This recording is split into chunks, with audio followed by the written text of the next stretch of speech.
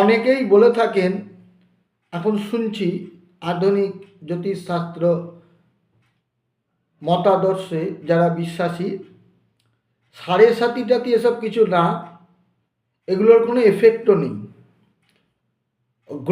কোনো গ্রন্থে, প্রাচীন জ্যোতিষের গ্রন্থে সাড়ে সাতি বলে নাকি কোনো শব্দই নেই। কথাটা খানিকটা ঠিক হলেও কনসেপ্টটা পুরোটা ভুল।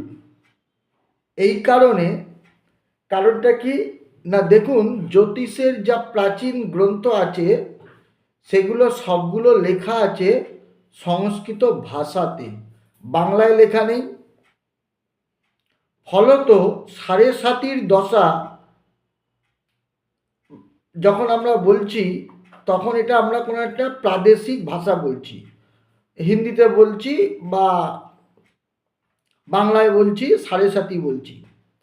অ্যাকচুয়ালি জ্যোতিষের যে মূল আকর গ্রন্থগুলো, সেখানে বলা হয়েছে শনে সার্ধ সপ্ত বর্ষারিষ্ট। আর আরেকবার বলছি, শনে সার্ধ সপ্ত বর্ষারিষ্ট।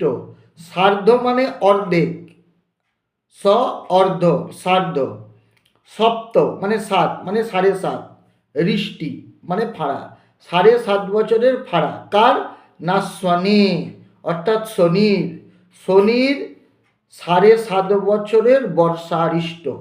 এইটা আমি এই আধুনিক যে গল্প শুনছি, তাই জন্য আমি বহু কষ্ট করে একটা বই কালেক্ট করলাম, যেটা এখানকার বই নয়, বারাণসী বই।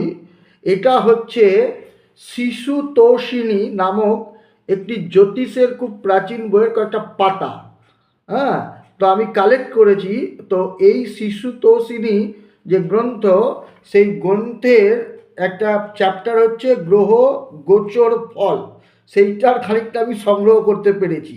তো সেইখানে লেখা আছে যে শনির সাড়ে সাতির বিষয়ে, সাড়ে সাতি বলে তো লেখা নেই, এটা মানে যারা সংস্কৃত জানবেন তারা এটা পেয়ে যাবেন।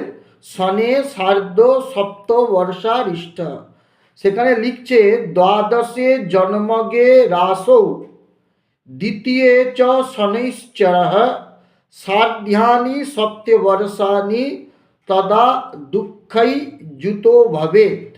অর্থাৎ দ্বাদশে জন্মগে মানে হচ্ছে জন্মগে রাসৌ, জন্ম রাশির দ্বাদশে দ্বিতীয়